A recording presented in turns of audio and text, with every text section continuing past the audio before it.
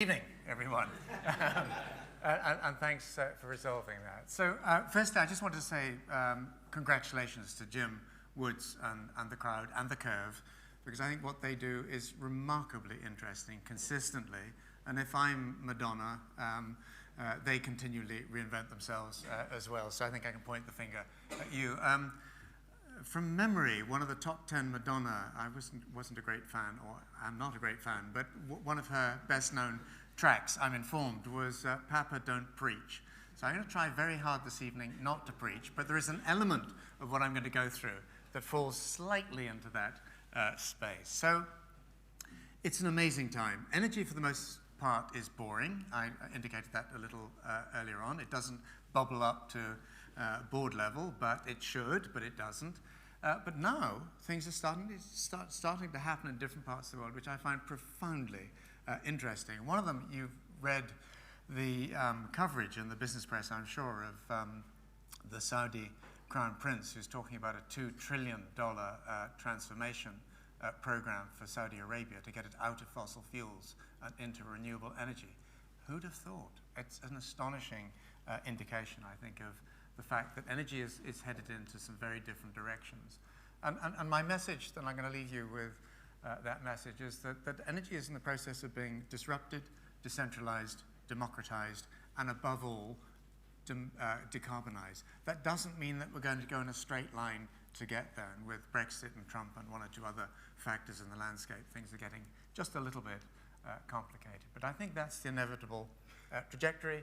This is the reason why you're all aware of it, but just the scale of that exponential curve on climate change, I find very difficult to get my brain around. And here we're talking about something that's completely different, even if you go back here 400,000 years. So there are these great sort of mammoths or organizations in the energy industry striding around the landscape and thinking they're going to be there in perpetuity. I really do not think so. And I think ExxonMobil is a brilliantly well-run company, but it's completely focused in the wrong direction. So I think one of the things, if I were to leave you with any message this evening, is be very careful where you put your pension funds. ExxonMobil, I think, is already struggling with an energy market that's going into some very peculiar directions. Now, most of you will have seen this image. It's the UN headquarters in New York with the Sustainable Development Goals either really projected or photoshopped onto the headquarters. We had the private sector forum in New York about 2 months ago. And on the panel, I got somebody from Singularity University. Now, many of you will know of the X Prize Foundation or Google X. Singularity University, very much in that same domain, very much pushing exponential mindsets, change, business models, technologies, and so on. Somebody came up to me at the end of that session at the UN and said, "Why have we got somebody from Singularity University on the panel?" He said, "I don't understand all of this exponential stuff. It's not relevant to what we're doing." And I said, if you'd been around 30 years ago when we were trying to get Greenpeace into companies, and we got exactly the same message, or 15 years ago, trying to get people like Mohammed Yunus and social innovators and entrepreneurs, impact investors, into business, you'd have had exactly the same response. That doesn't guarantee what I would see as the right outcome. But it's interesting we are getting that sort of reaction. And I know twice today you've already heard this slogan, mantra, reference. Sort of increasingly people are talking about going for a 10-fold change rather than a 10%. Well, even 10% sometimes would be nice to have. I love Astro Teller's job title, Captain of Moonshots, but the key point here is that I don't think this is easy. I think he's right to say if you're a startup and you can try anything and you can aim for a 10-fold or even greater improvement, sometimes you can get there even at times when people think that's all impossible. And I just wanted to put this up. This is, some of you will have seen this before, but this is just on the previous panel session, I talked about Kondratiev and Schumpeter, economists who talked about Longwave cycles in our economies. And I'm not going to go through the detail of this, but just look, if you would, where we are now. And what the data seem to suggest is that we're coming out of a wave that lasted about 40, 45 years, largely built around and driven by information technology and a lesser degree biotechnology. And what's very interesting about those periods when they happen and things break loose, you could almost get a computer model to predict it, is you have these people who pop up in the landscape and try and hang onto and defend the old order. I'm not for a moment trying to diminish the importance of what's happening in the United States at the moment, but this is exactly what happens. You get populists trying to turn the needle of change back. And some of you may have seen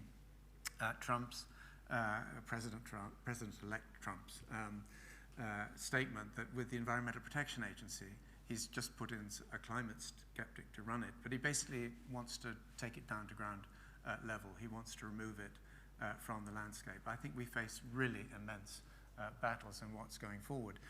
That's if we look down. If we look up, some extraordinary things going on. A couple of weeks ago, I was in Dusseldorf with this guy, Bertrand Piccard. I think Richard Northcote of Covestro mentioned the solar impulse. What's interesting, he's not just flown without fuel around the world, but Bertrand is about to set up a coalition of clean technology innovators and entrepreneurs and investors and so on.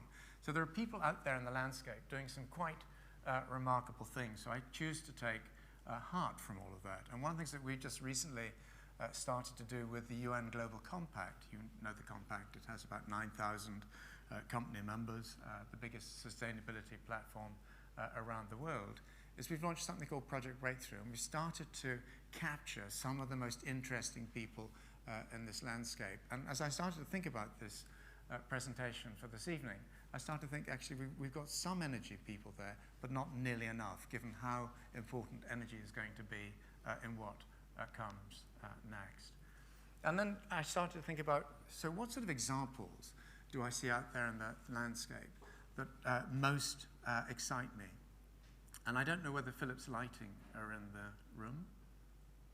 I can't see anyone from Philips Lighting, but many of you may know at least elements of the story. So a real struggle to get these novel energy-efficient light bulbs into the market.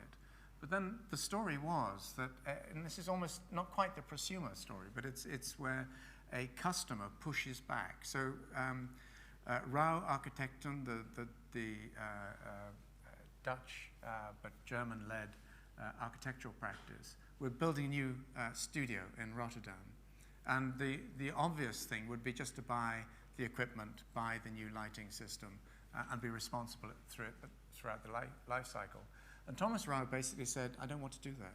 All I want to buy is lighting. All I want to do is buy lumens. And the guy from Philips just sort of really held his head for a moment and then said, I'll go back and see what I can do. But I'm not going to be able to tell anyone about this for a while. Relatively shortly afterwards, he came back and said, I think we've cracked it. We'll now take ownership of the equipment.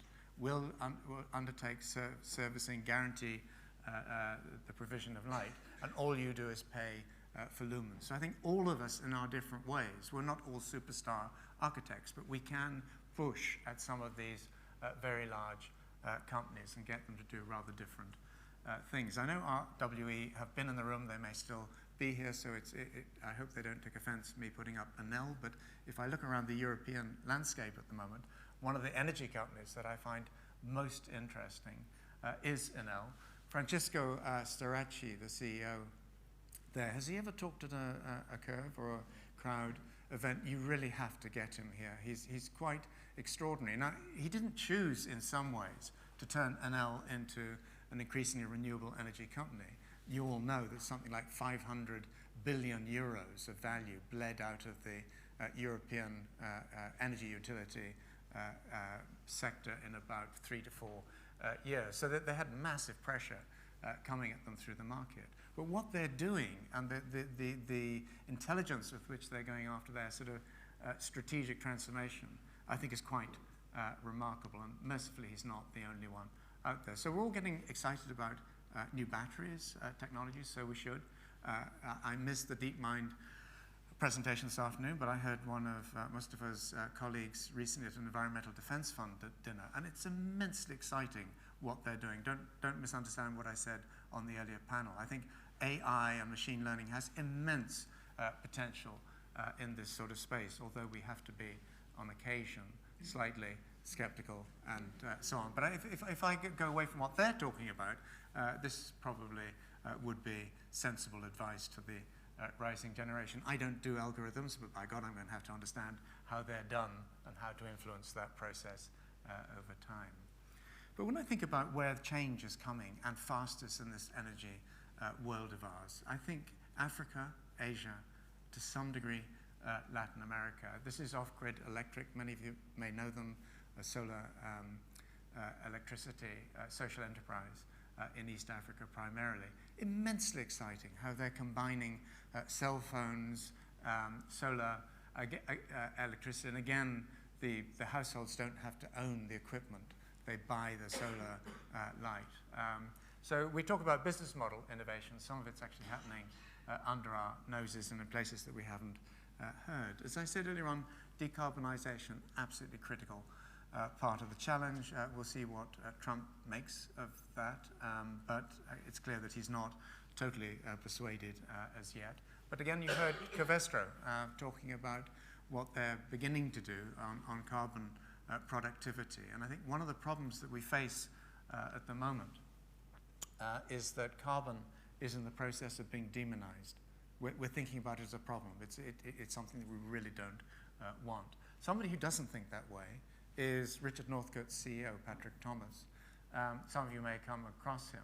What's interesting, if you look at what Covestro have been doing, is that it's not just one particular front they're moving on. And I'm just putting them on the screen because, for me, they're one of the more interesting current cases of how quite a big company is addressing the energy agenda in new ways. So one of the things that they're doing is they're creating the world's biggest windmill blades out of a material that's never been used in that way. It's being tested, but they're quite hopeful at the same time. And I think Richard briefly touched on this. They're exploring new catalysts, and with, for example, the University of Antwerp, looking at how you bring carbon from the atmosphere back into polymer production. I was just saying a moment ago, many environmentalists at the moment dismiss carbon capture and storage out of hand, and in a way, perhaps we're right to do that. But carbon capture and utilization, if you ask me what might be really significant in perhaps 20 years from now, I'd put at least some votes in that space. Now, Luke kindly brandished this report, which is at the back of the room. And it's one of the things that really struck us as we went, this is for the Business and Sustainable Development Commission. They're doing a final report for Davos in January of next year. This is a consortium of the World Economic Forum, the World Business Council for Sustainable Development, the Global Compact, the B Team. There are 40 organizations of that sort represented. And what they're concluding is that the old way of change as usual really isn't going to crack it. We have to move in a different direction. And it's interesting to see the exponential language increasingly coming in. So, as I said, I think we're going to have to learn, we're going to almost fall in love again with carbon, or fall in love for the first time. And I'm not exactly joking. I mean, I gave up chemistry and science when I was 14 against all of the advice of my school. And then later on, I suddenly realized how important science, and particularly chemistry, can be. And carbon actually is an exquisite molecule. And I think there are people like Paul Hawken, many of you will know of him. He's writing a book now on the carbon molecule, and a relatively similar theme. Others, I suspect, Bill McDonough is another one moving in the same direction. So I'm just going to end more or less there and just leave you with one little piece of advice. Firstly, we're going to have to go from incremental thinking, incremental mindsets, to exponential mindsets and thinking over time. Really hard. Most of us can't do it. And I visited this year X Prize Foundation, Google X, Singularity University, and my brain hurts after these sessions. It really does. And yet, I think what many of these people are signaling is where our businesses and our professions, in a way, need to head next. So if you're thinking about New Year's resolutions, there are 4 of them up there. I'm at your disposal over drinks, should you make it that far. And thank you very much for listening to me this evening.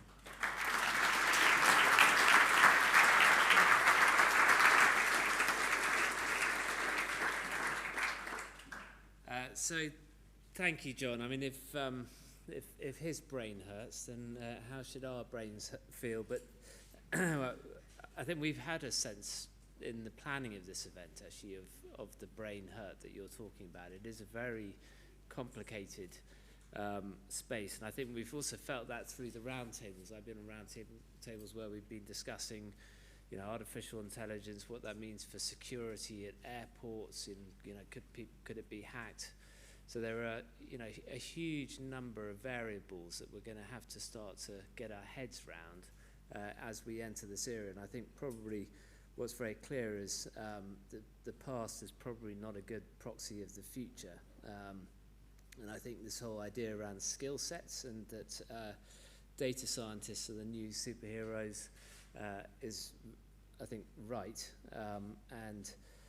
We've had interesting discussions on roundtables about the skill sets that we need in energy management teams and the need to get more innovative data savvy people. But we're going to really miss X energy. We've really enjoyed the exponential theme. We're definitely going to do more on it. We've got a whole lot more to come in this space. Any event that starts with Mustafa Suleiman and ends with John Elkington is a pretty special day. You guys have been great as well. So thanks to all our partners, our sponsors, not least of all Adnams, who have produced the drinks tonight, and I think it is to there that we should go. So thank you very much.